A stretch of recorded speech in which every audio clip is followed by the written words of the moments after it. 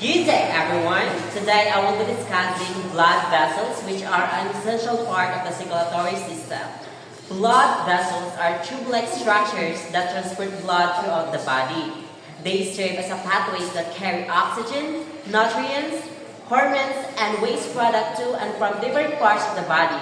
There are three main parts of blood vessels: arteries, veins, and capillaries. Let us begin with arteries. Arteries are blood vessels that carry blood away from the heart. In most cases, arteries carry oxygen-rich blood, except for pulmonary artery, which carry oxygen-poor blood from the heart to the lungs. Arteries have thick, muscular, and elastic walls. These walls helps them withstand the high pressure created when the heart pumps blood. Unlike veins, arteries do not have valves because the pressure of the heart keeps the blood moving forward. A great example of artery is the aorta. Aorta is the largest artery in the body.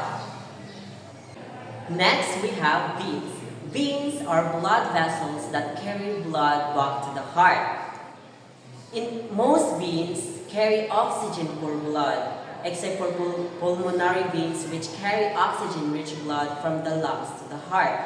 Veins have thinner walls compared to arteries because the pressure of blood flow is lower.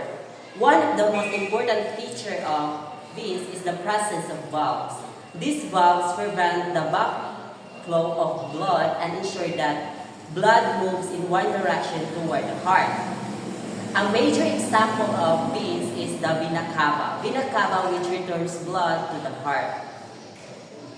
Lastly, we have capillaries. Capillaries are the smallest and thinnest blood vessels in the body. They connect arteries and veins. Their walls are only one cell thick, which allows substances to pass through easily. In the capillaries, exchange of materials occur, including nutrients and oxygen moving from the blood into the cell, carbon dioxide and waste product moving from the cell into the blood. This process is called capillary exchange.